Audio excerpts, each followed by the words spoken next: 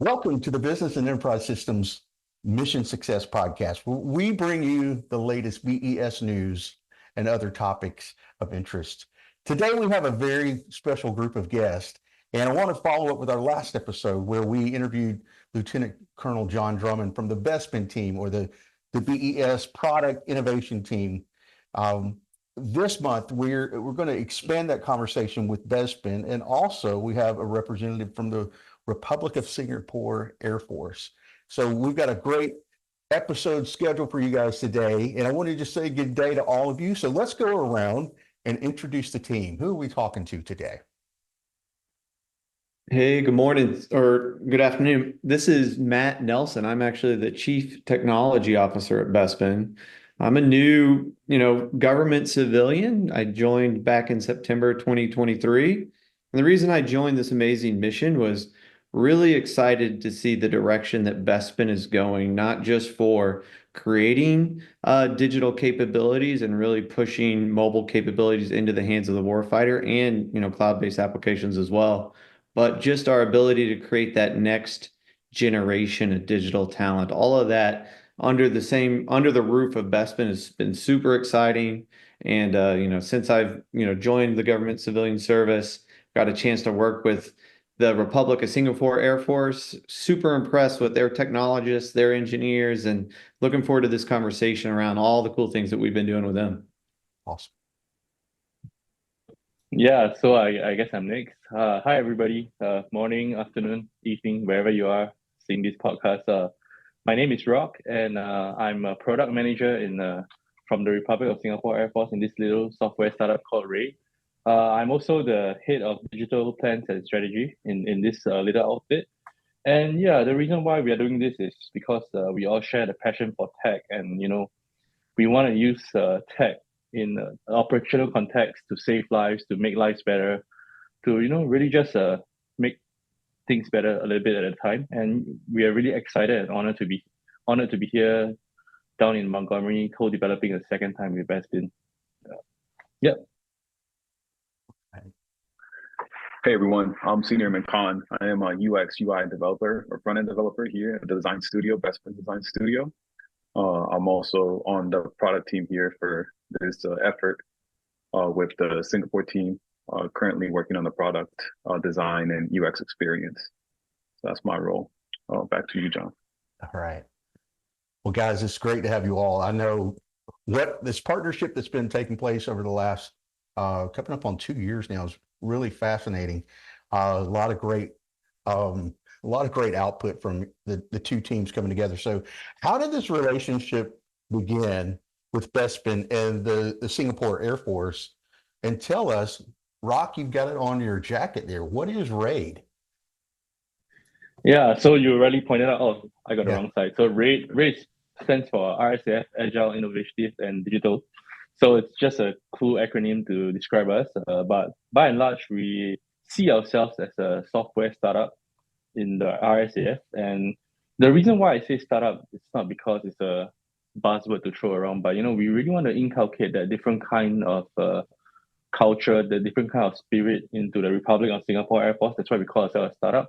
And we don't just focus on digital solutions, but we think about problems as a whole. We think about solutions as a whole. We don't just, hey, everything, we just throw tech at the tech as a solution to everything. So RAiD is a 3-year-old startup, and our mission is to deliver smarts and smiles to our airmen. That's our core mission. That's all we want to do. Give our airmen and women a cognitive edge and make them happy while doing that. It's as simple as that.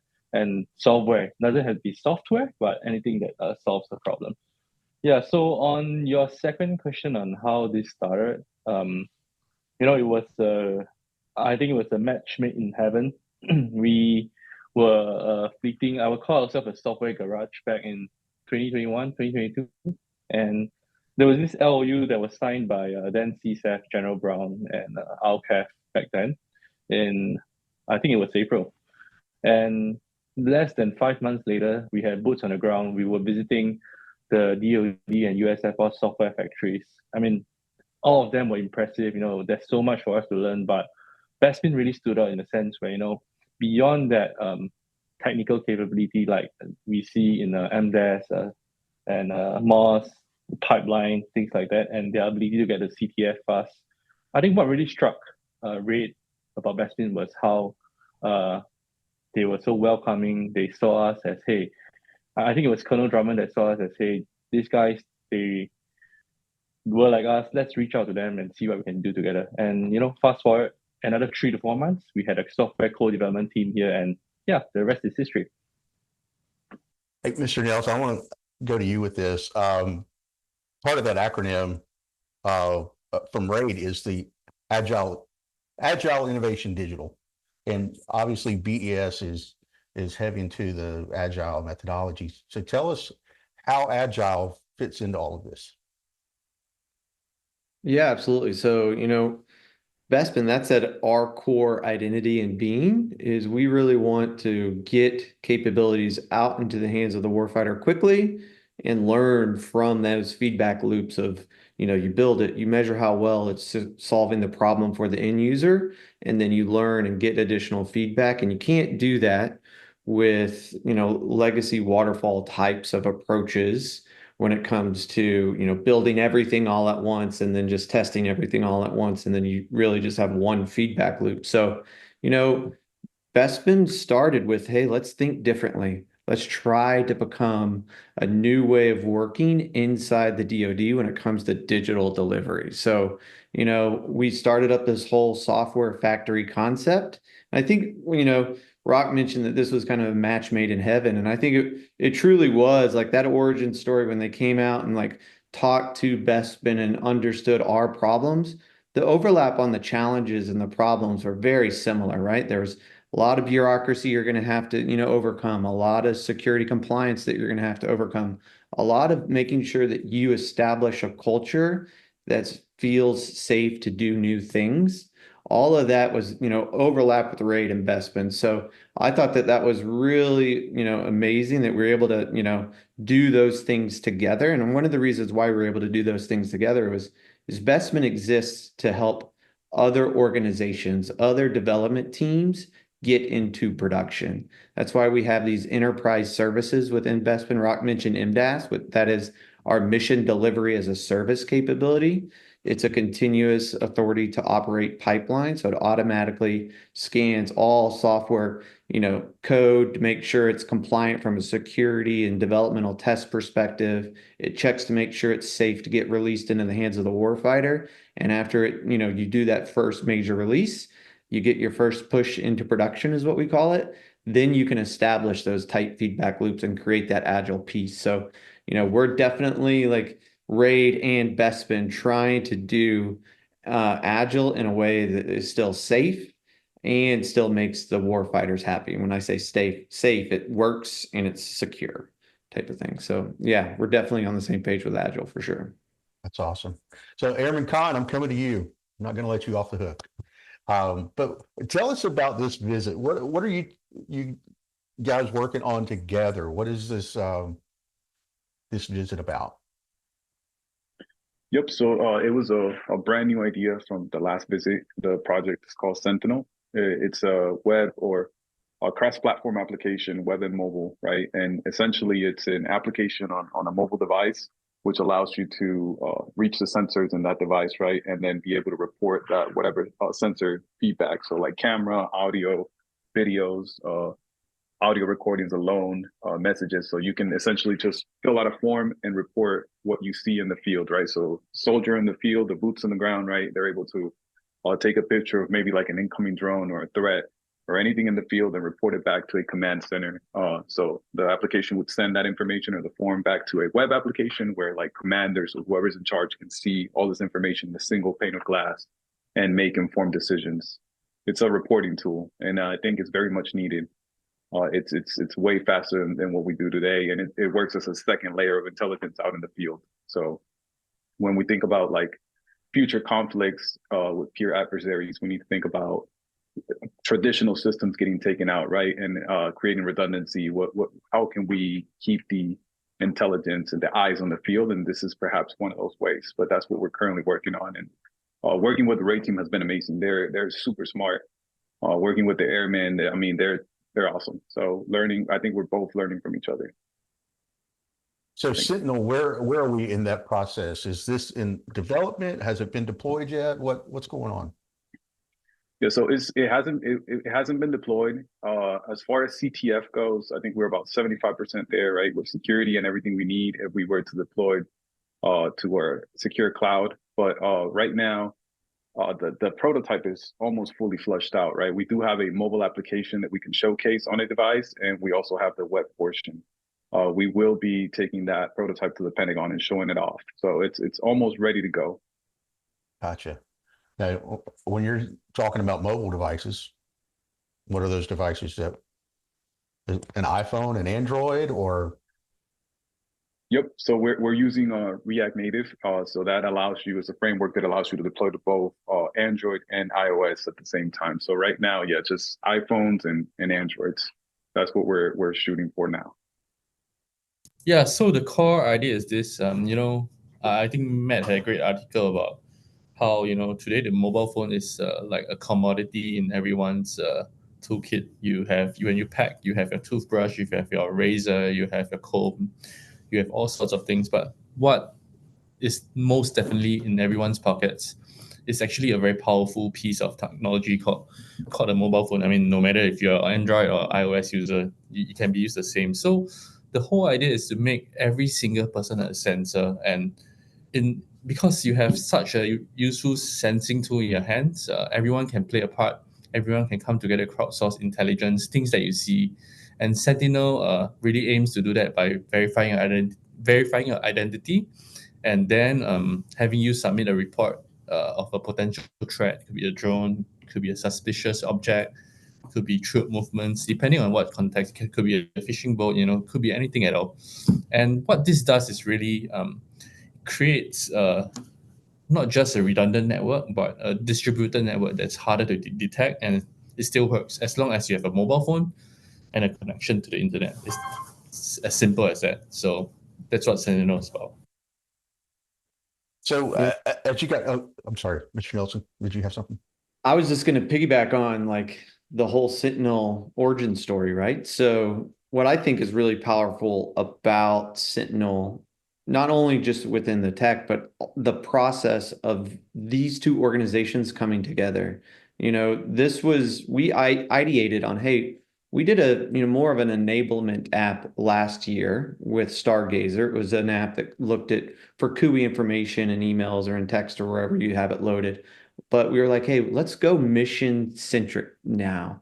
That's what we need to do. If there's, if the balloon goes up and there's a peer-to-peer conflict, how are we going to come together as, international allies to respond in that world? And that's what we were thinking when we said, okay, what could we do to build something quickly to prove out that this concept of international development is effective and more effective than just letting a contractor doing anything like that. So we didn't decide on, using Sentinel or building an application that turns your phone into a sensor for drones or any sort of nefarious actor until about a week before the team came, like, late June.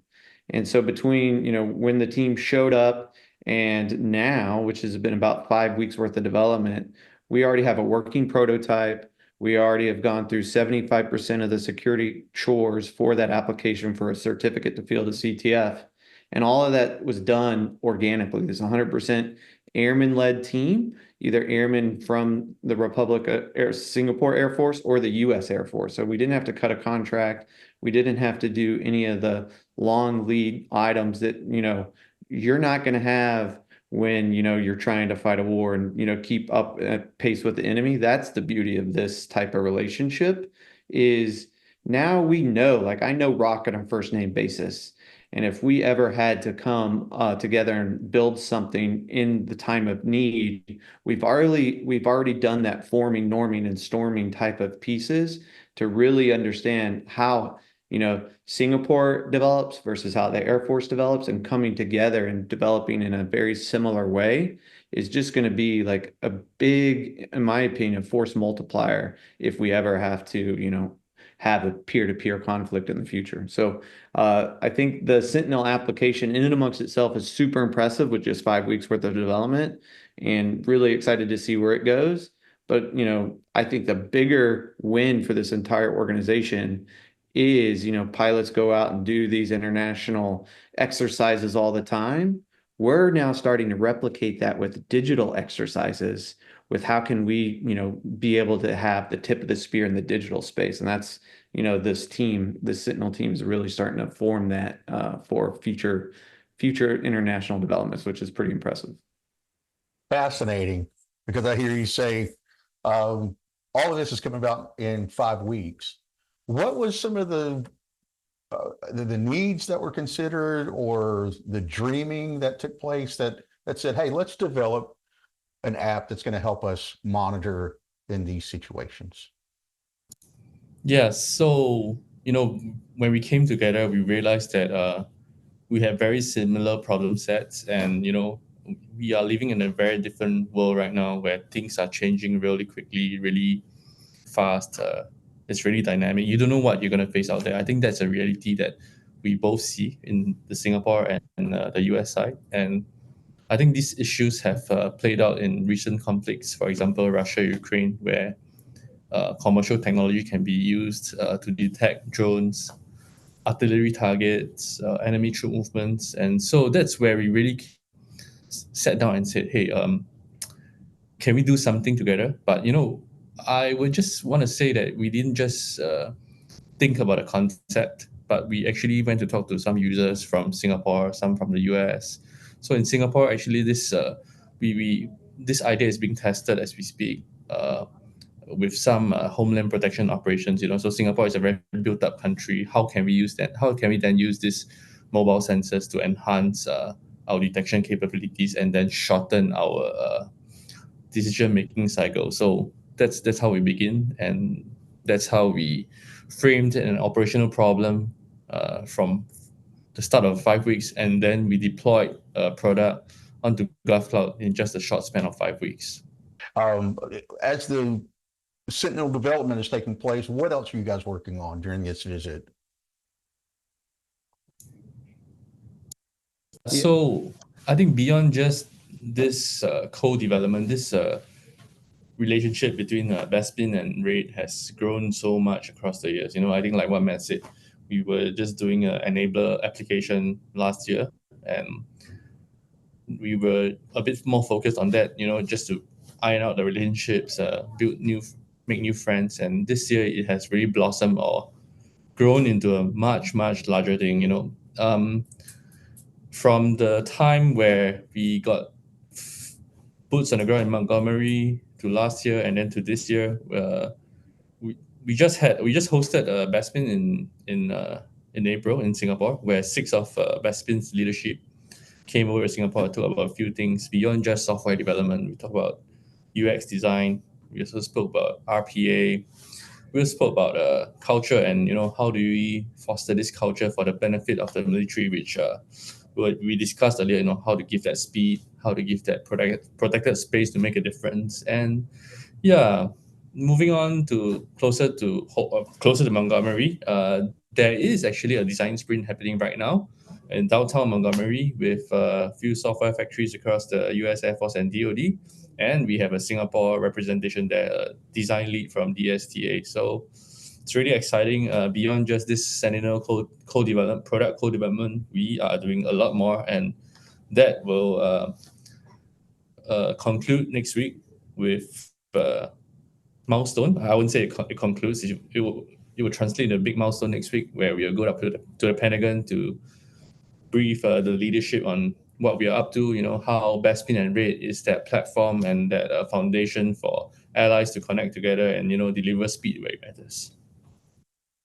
So after 5 weeks of working on Sentinel, now you get to go to the Pentagon and show it off. So what is... Yeah, that's right. I think Kohn is really excited about it. Airman Kohn, yes. what's some of the message you want to share with the Pentagon about this whole process? Well, I think we are definitely going to be going over everything that we spoke about today, right? like Mr. Matt said, the most important thing here is like the relationship we are building, right, and how we develop together and all those practices, getting ourselves aligned. I think from the team, the technical team here, the product team, we're very excited to showcase it. They're super excited to show off their work. I myself never been inside the Pentagon. I know we'll be getting a tour on Monday, so that's going to be very exciting. I know the other airmen are excited about that as well. And then just hoping that we can advocate for BESPIN, right? Because it is a very unique place to work at. And just not everybody gets these opportunities going in the Air Force, right? To work with international partners like this. So I think that's just being able to showcase that. That's more than enough for us. Yeah, I just wanted to quickly write on to Kohn's message to the Pentagon. I thought, what's important here, it's not the product that we develop, but the friendships and the partnerships that we develop that we can call upon in times of need. And, that really goes back to the whole origins of why both Air Forces started the software factories, because often I think the challenge in terms of speed is not the ability for us to be able to do things. It's often policy and bureaucracy. But the key difference here is when you have software factories that were created from the ground up by the Air Force, for the Air Force, what we want to share with the Pentagon is, the value of this partnership in delivering speed. And how we will do that is through showcasing the product, a live product, an app that connects to a web. And yeah, I think there's no better way to share that message with the Pentagon that having allies and having that speed is really important. Having the capability to fix issues and push software into the ground, push mobile apps to the ground, to the front guys. That's how we're going to do that. Mr. Nelson, I think it was you that said this a few minutes ago. In this whole process, you guys have seen how Singapore, how they are developing apps, and here how we our methodology so forth for developing apps. What have you learned? How do you bring those two together? What are the lessons learned from each other in that process? Yeah, and the biggest thing that we've learned is we have a lot of the same challenges, even though we're two different militaries, two different countries. We still are both looking at the NIST cybersecurity controls to make sure that you're building an application that meets that framework. So from a cybersecurity overlap, it's very much the same. And we both have to look at, what tools are going to help us build software faster. So we're looking at very similar tools from like AWS infrastructure and AWS services to, code scanning tools to, just software bill of material assessment capabilities. All of that is really what the DevSecOps development environment is. And we have the same needs, which makes me really excited because then, a joint or an international DevSecOps development environment that's approved for use to be able to push code and share data and share applications between Singapore and the US doesn't exist. But we're breaking the mold right now to hopefully one day make that exist because it's very similar pipelines, very similar cloud infrastructure. Then it's okay, how do we come together and basically bust the bureaucracy to say, hey, we are going to really have a joint or coalition DevSecOps production environment that they can use and we can use. And that's the exciting conversations that are hard because it's not the technical challenges anymore. It's more of a process challenge of how to make that work. But I've learned that we're both having that same vision. We really both want to be able to do this for the defense of, our allies and our nations together. It's super important, especially with Singapore being in the Indo-PACOM region, and that's, with great power competition, that's where we are focusing our efforts as, the Department of Defense, having this relationship and having a potential ability to come together quickly. We have about 100 airmen inside BESPIN. Rock, how many airmen do you have inside RAiD at the time? Around 50 or so, or? Yeah, we have about 50 to 60 military experts and officers and airmen across the RAiD. So looking about a similar number.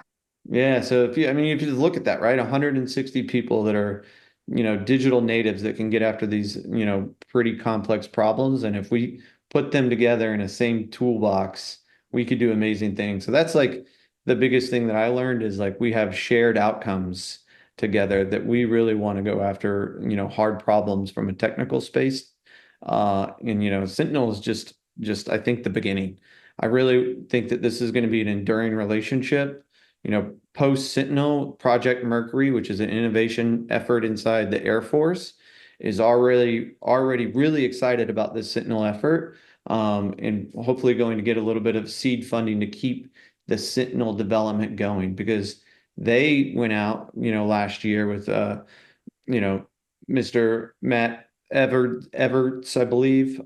His team went out and they said, hey, like, let's take a lesson from the Ukraine fight where they're putting cell phones on 6-foot poles out across Ukraine using the microphone as a sensor that's on your, cell phone already, doing acoustic analysis on that. That's why it was called Echolink to determine, where the bearing, vector, and range of a drone flying over comes into play.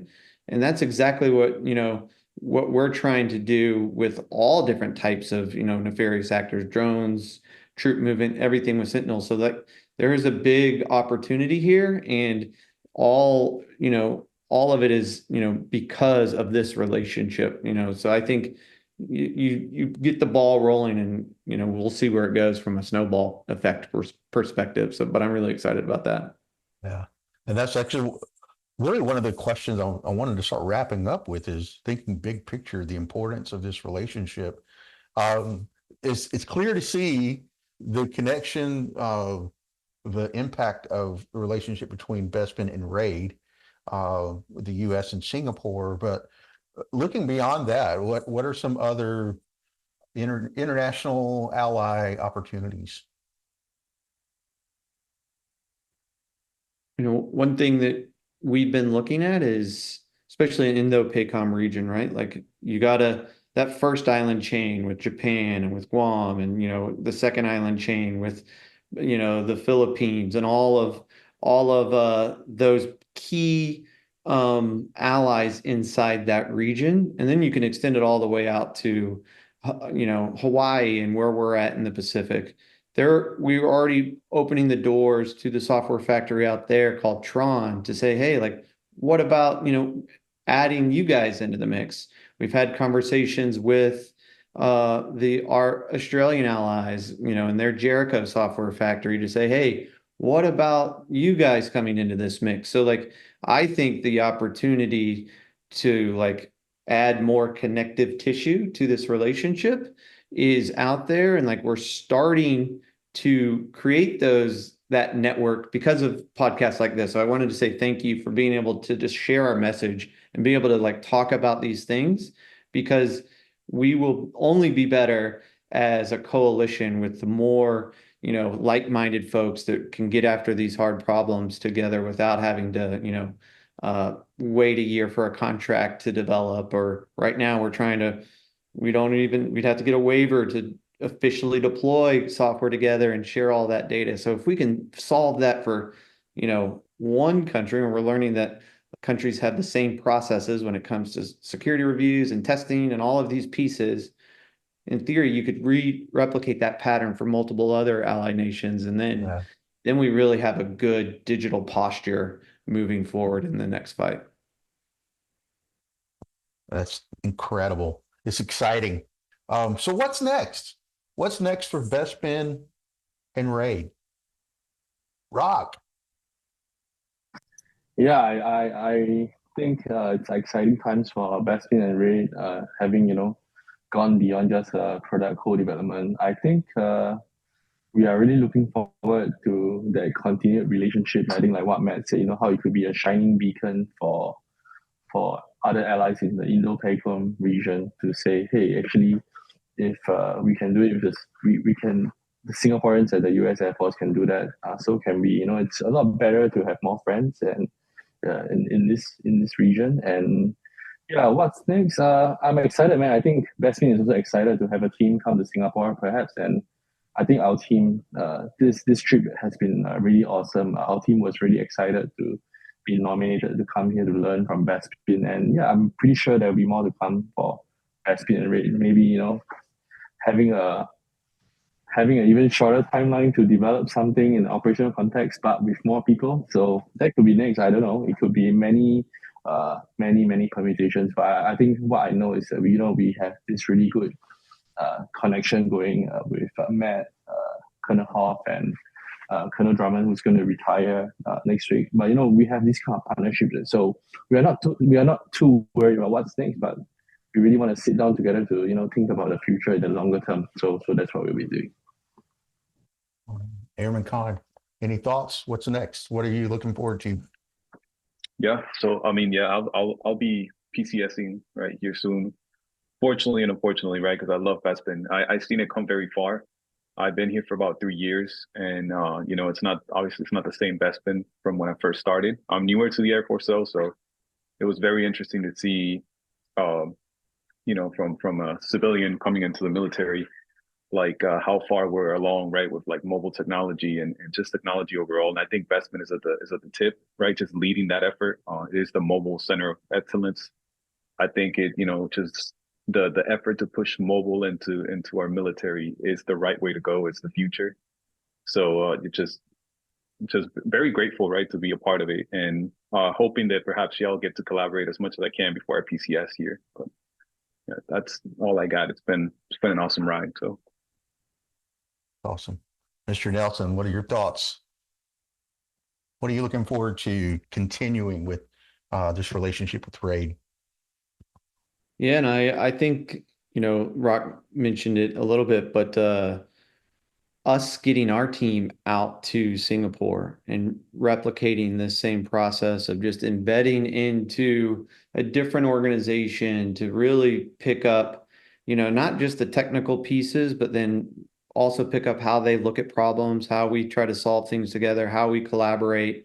When I went out there in April, I had some really amazing conversations around like how RAiD is establishing their culture processes and how RAiD is really trying to, build teams that are balanced from like a designer and engineers and product managers all in that same space and all that talent development. So for me, like what's next is, let's get our frequent flyer miles going and like come out and have these conversations and get embedded together, because that's how we learn, and that's how we're going to truly push this envelope, and not just make it like a one-time thing, but a continuous, touch points at all times with Raiders. And I love calling these guys Raiders because I think it's cool. But yeah, in my mind, we have this 2 networks now. Let's see where it goes with other, software factories in the mix.